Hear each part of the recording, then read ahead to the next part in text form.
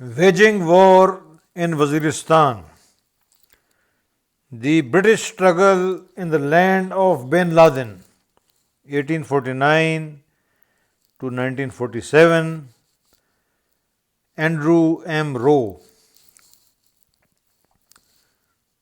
Title of the book is very high sounding but highly misleading. How he places Waziristan as the land of bin Laden is a rather cheap, catchy, spicy and inaccurate title. True that Osama bin Laden spent some time in Waziristan and had something to do in Khost, but to call it the land of bin Laden is seriously misleading as well as in bad taste. Now, I bought this book with great hopes, but an absolutely let down analysis.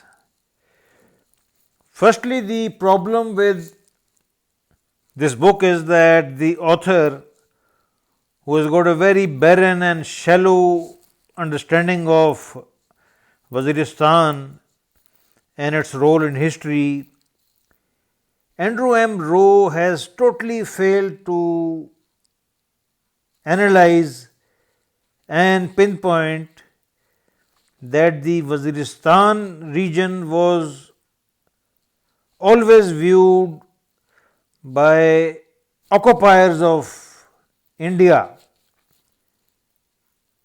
of all religions, starting from the Sultans of Delhi to the Mughals, the Sikhs, the British, even the Pakistanis now, with ethnic hatred. The Mughals, of course, were Central Asian. They hated the Pashtuns in general and the tribals in particular. The Sikhs, of course, were Punjabis and non-Muslims, so they hated the Pashtuns. The British, of course, again were a European race and Christians by religion. They hated the Pashtuns, particularly the tribal Pashtuns. And now the Pakistani state,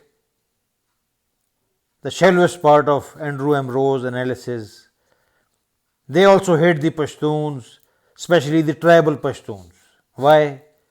Because the tribal Pashtuns especially have a trait of defiance and self-respect which nobody likes, whether it is British, the Mughal, the Sikhs, the Pakistanis, the Americans, anybody. Even my Pashtun friends from Mardan, my dearest friend from the Guides Cavalry, who was adjutant of Cadet College Razmak, hated the tribal Pashtuns, hated Major Langland, who we thought about so much. There is an ethnic hatred for the tribal Pashtuns, which is just not confined to the Mughals, to the Sikhs, to the British, even to the Punjabis, even the Pashtuns, the settled area Pashtuns, who are just like Punjabis, minor differences in language, but the same accommodating, same tactful, same evasive, same hypocrites, no difference, Now, Rowe misses the fact that Waziristan was hated because the rulers of India hated the tribal Pashtuns for being upright. This is the most important point he misses. Another important point that he misses is that the same tribals in 1857, when the British were in the greatest danger, assisted the British company and were partners in looting Delhi, Lucknow and so many parts of India. And he forgets that the British company enrolled cutthroats, murderers, proclaimed offenders from this area as part of the army at Delhi and Lucknow and so many places. Although the book claims to be a history of the British struggle in Waziristan, land of bin Laden is a very cheap and misleading title. I don't know why Rose selected it, maybe for commercial reasons. Certainly a work of high standing should not stoop so low. So certainly land of bin Laden is in bad taste. Now Rowe has got no table, no analysis listing the various British expeditions, listing the casualties, doing some analysis. He is very good in quoting people who already we have read, nothing new. He has got no conclusions, He in the end he gives a generalized conclusion that the war in Waziristan is not going to be easy and all that. Things that everybody knows, even a child knows, but nothing substantial.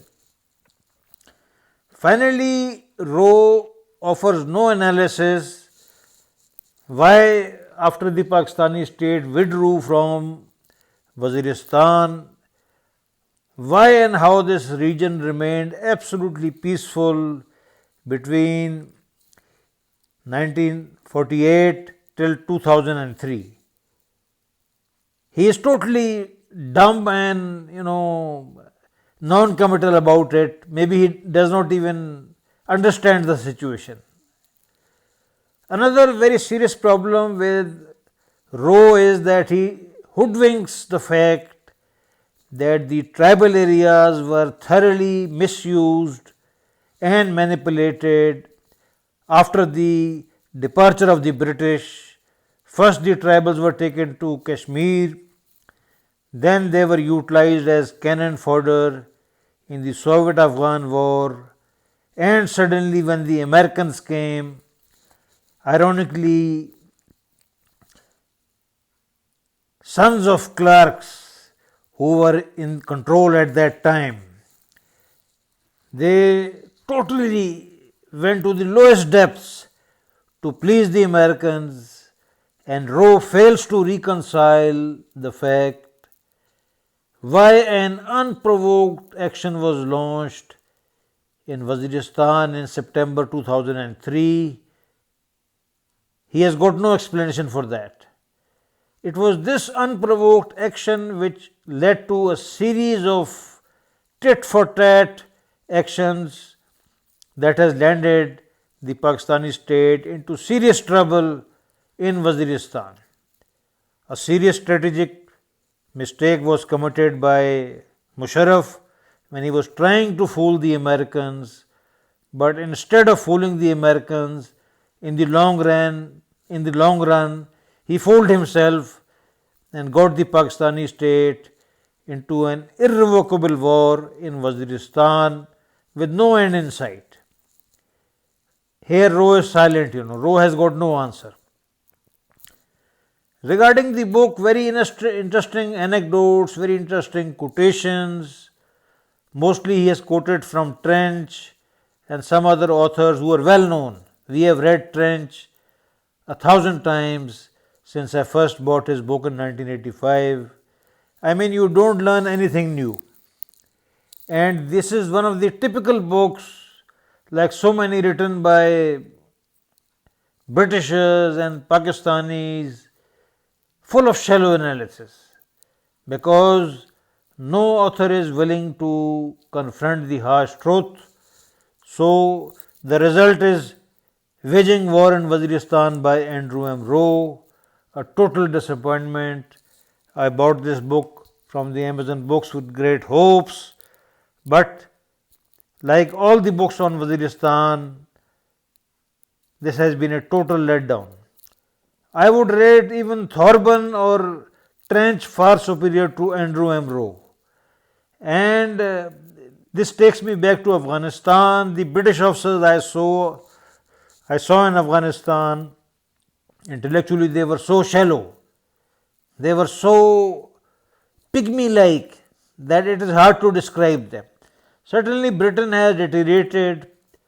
It is no longer the Britain which produced Nicholson or which produced Hodgson or which produced Roberts. This is a shallow Britain with characters like Andrew M. Rowe, who are, just, sharing with us pearls of nonsense.